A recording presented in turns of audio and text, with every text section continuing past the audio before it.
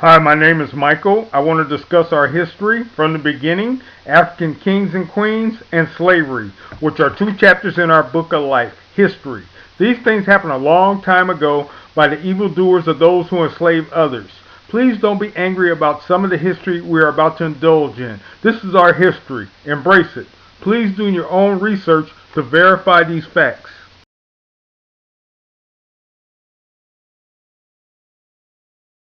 We're going to focus on two areas at this time. Right here in the upper right hand corner, Egypt and Ethiopia. A gift of heritage. Heritage means who we are as a people and what we're all about. African kings and queens. Means first pharaoh of ancient Egypt, Africa. He ruled from 3100 BC to 3038 BC. BC means before Christ. Over 5,000 years ago, Menes was the most powerful man in the world. African kings and queens to follow look like us. They are us.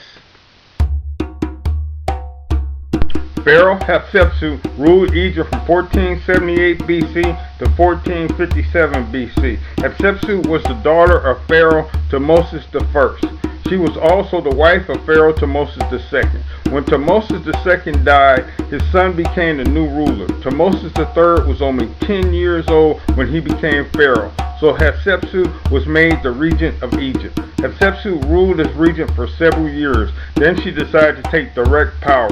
She was the first woman in Egyptian history to become a pharaoh. Her rule lasted for more than 20 years. Hatshepsut was a wise and powerful pharaoh. She made Egypt richer by trading with many foreign nations. She also strengthened her army and used it to conquer her enemies and acquire more land for Egypt. History tells us that she sometimes led the army into battle. During her reign, she had brought new strength and beauty to the kingdom of Egypt. Pharaoh Akhenaten and Queen Nefertiti ruled Egypt from 1379 BC to 1362 BC. He was the only pharaoh to believe in one God, the sun god. He was 1,000 years ahead of his time. Here he is to the right here with his wife, Queen Nefertiti, and children worshiping the sun god. Pharaoh Tut and King Tut ruled Egypt from 1361 BC to 1351 BC. He ruled for only 10 short years, from age 9 to 19. During such a time, an older person ruled in his name. The reason that King Tut remained so famous is that his tomb was discovered during modern times. The boy pharaoh did not rule alone. The priest chose a regent to help him rule. Like all pharaohs, King Tut spent most of his time in the temple. The pharaoh was supposed to take part in all the important religious ceremonies of the kingdom. The Egyptians believed that if a pharaoh followed the correct ceremonies, the gods would bless their land. This young king, who resigned so briefly, became world famous thousands of years after his time. King Tut's story shows that history never really ends. Long after his death, King Tut came alive again through the records and treasures that were left in this young king's tomb. The love of King Solomon's life, the beautiful Menelik, Queen of Sheba, Ethiopia. She ruled Ethiopia from 960 BC to 930 BC. She heard about King Solomon's great wisdom, and she went to visit him to learn from him. And they fell in love and had a boy child who ruled Ethiopia. Ethiopia and Israel now have a tie that will never be broken. Piye, ancient warrior king, ruled Nubia from 753 BC to 713 BC. During Piye's time, the ancient kingdoms of Nubia, Moors, and the Kush were all under the control of Egypt. Egypt was ruled by a dynasty from Libya. Under this dynasty, the other kingdoms were forced to give part of their treasures to Egypt every year. The tax was paid in gold, salt, cattle, and other goods. As a ruler of Nubia, Piye was supposed to obey the rulers of Egypt, but it seemed unfair to him that his country should give up so much of its wealth. So Piye decided that instead of paying the rulers of Egypt, he would conquer them. Piye marched his army north along the Nile River. They followed the river to the first contrary of the waterfall.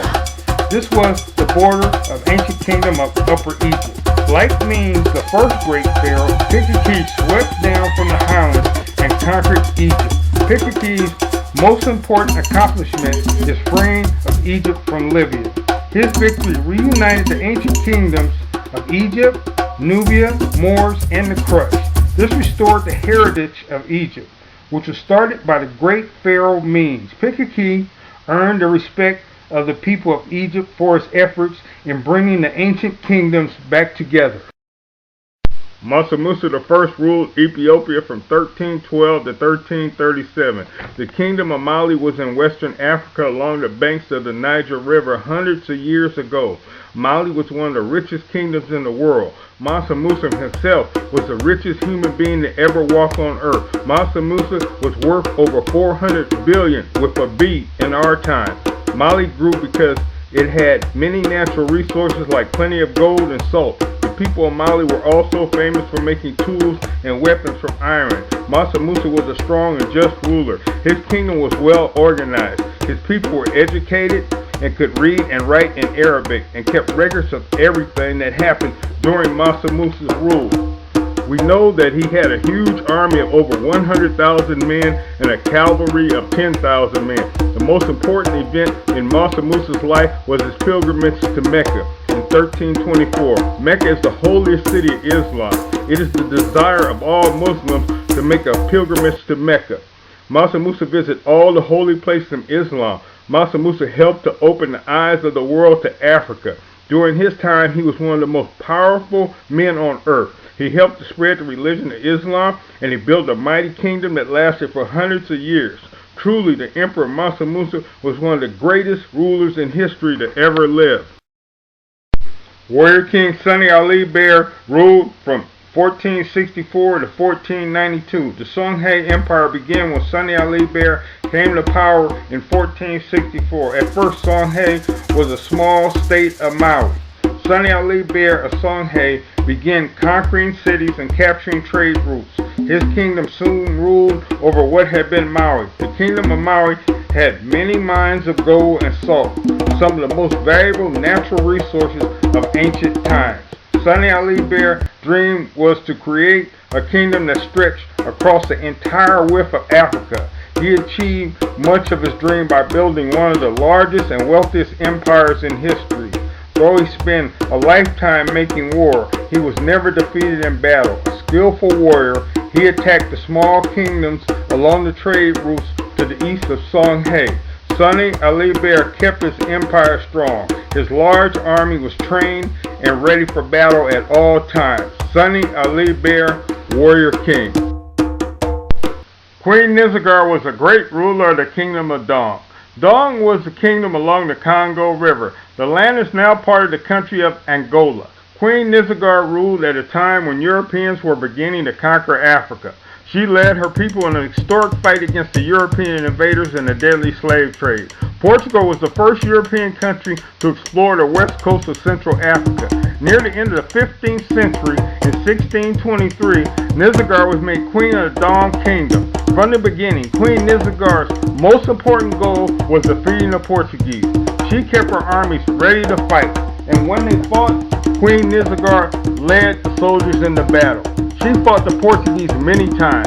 When the Portuguese finally began to win battles against the Dong armies, Nzinga refused to make peace with them. She was never successful in throwing the Portuguese out of Africa. The Portuguese took full control of the Dong right after the great queen died. The evil slave trade continued ruining the great ancient kingdoms of the African continent. Queen Nzinga ruled at a very difficult time in African history. Europeans were forcing Africans into slavery. Queen Nzinga fought back bravely during her lifetime. She kept her kingdom from being destroyed by the slave trade. Queen Nzinga was remembered in history as a noble leader who took a brave stance against the enemies of Africa, Europe. Shaka ruled from 1813 to 1829. Shaka, the king of the Zulus, was the fiercest fighter of all time. His tribal warriors lived in what is now South Africa. Shaka was born in the year 1787. His father was the royal Zulu chief. His mother Nandi was one of the chief's wives. Shaka began his rule with violence. He killed his half-brother and took the throne away from him. Then he began to build a huge army that would help him rule. Shaka found the warriors for his army in many parts of Africa. He chose the best warriors from the tribes he conquered. He gave these warriors positions of honor in his army. In this way, Shaka built an army that was loyal to him. People all over South Africa feared the army of Shaka. All his warriors were perfectly trained, strong, and brave. He was a master at planning battles. Shaka used his mind to win battles. He designed a new spear for battle. They called it the killing spear. One by one, Shaka conquered the tribes around him. Shaka's goal was to rule all of Africa. He believed he could do it, and that he would be able to fight off even the Europeans. They fought for many years to keep Europeans from moving into their land. Shaka ruled during very violent times. He was a great organizer and leader. When Shaka was 42 years old, he was killed by one of his half-brothers. His life ended in the same violent way that he began his rule. Shaka lived by the spear, and he died by the spear.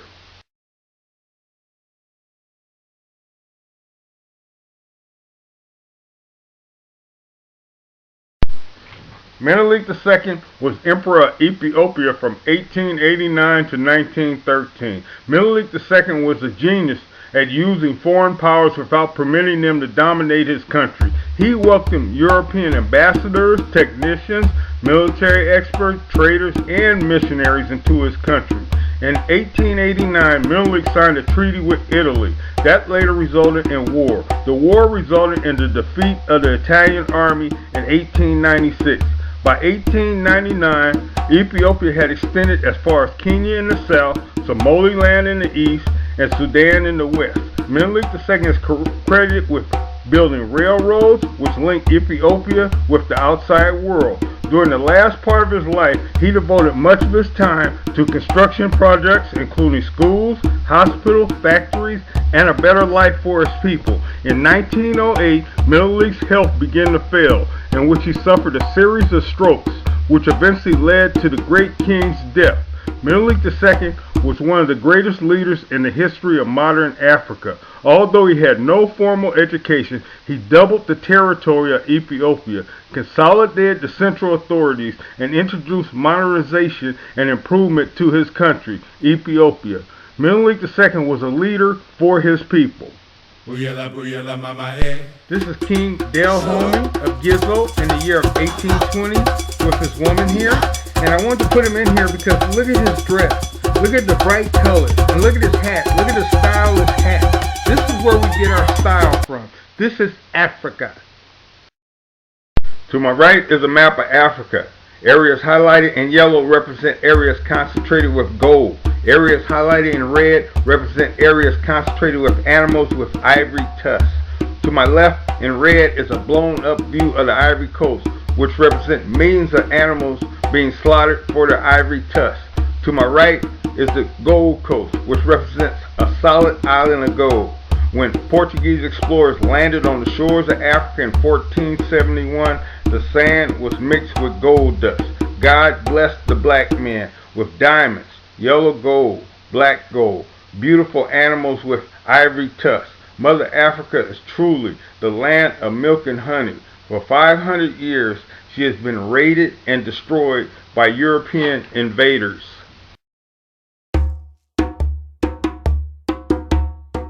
When we came to America, our past and heritage were stolen from us and replaced with lies.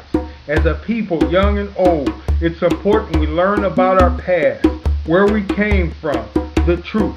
The truth will set us free. A person with no past has no future. Barack Obama knows his black history. He never gave up. Back where we started from. Don't ever give up. Over 5,000 years ago, a black man named Menes, Pharaoh of Africa, was the most powerful man in the world. And here we are over 5,000 years later. Barack Obama, an African and half European, is the most powerful man in the world. Don't give up. Don't ever give up. Be the best that you can. Work hard. Study hard. Know your history. Study your black history. And above all, make us all proud. Make your ancestors proud. Those ancestors that died so we can live. Thank you. These are all the websites and books I got all my information from. Please look up information to verify these facts. Thank you.